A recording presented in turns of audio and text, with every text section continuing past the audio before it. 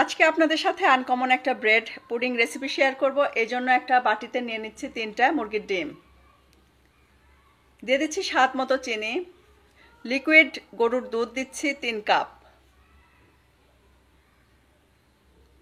Vanilla essence, আর দিচ্ছি গুঁড়া দুধ। খুব সুন্দর করে মিশিয়ে নিব যাতে কোনো রকম ডিমের অংশ এর ভেতরে না থাকে, খুব সুন্দরভাবে যেন সবকিছু একসাথে মিশে যায়।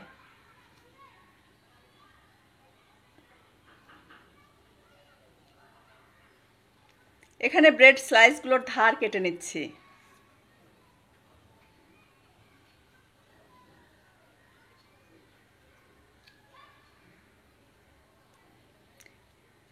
এই অংশে কোনো কালার নেই, তাই এই অংশটা আমি কেটে বাদ দিচ্ছি না।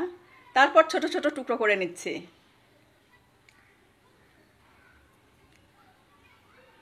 টুকরো করে রাখা ব্রেড স্লাইসগুলো এই ওভেন প্রুফ বাটিতে দিয়ে দিচ্ছি।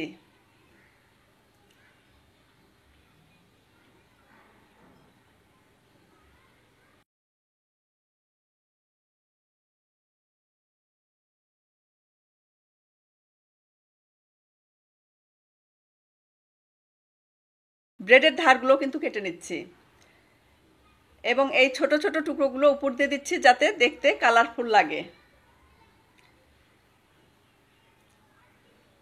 দুধ ডিমের যে মিক্সচারটা রেডি করে রেখেছিলাম সেটা আবারও একটু নেড়েচেড়ে এই ব্রেডের উপরে দিয়ে দিব।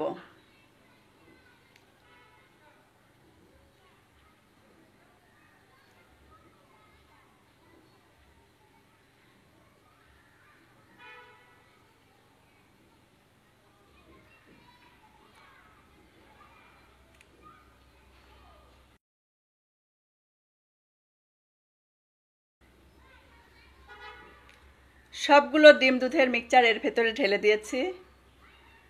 ঢাকনা দিয়ে ঢেকে দিচ্ছি। চাইলে কিন্তু আপনারা ঢাকনার পরিবর্তে ফয়েল পেপারটা ব্যবহার করতে পারেন। ফয়েল পেপার ব্যবহার করলে সবচেয়ে বেস্ট হবে।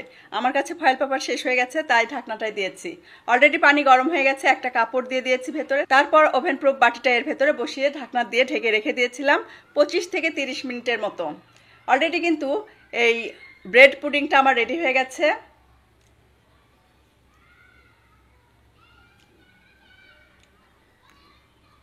এখনো কিন্তু এটা গরম আছে, যেহেতু বাসায় গেস্ট এসেছে তাই গরম গরমই এটা কেটে ফেলেছি।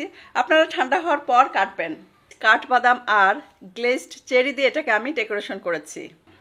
দেখতে যেমন লোভনীয় মনে হচ্ছে, খেতেও কিন্তু আলহামদুলিল্লাহ অসম্ভব টেস্টি ছিল। আশা করছি আপনাদের কাছেও খুব ভালো লাগবে।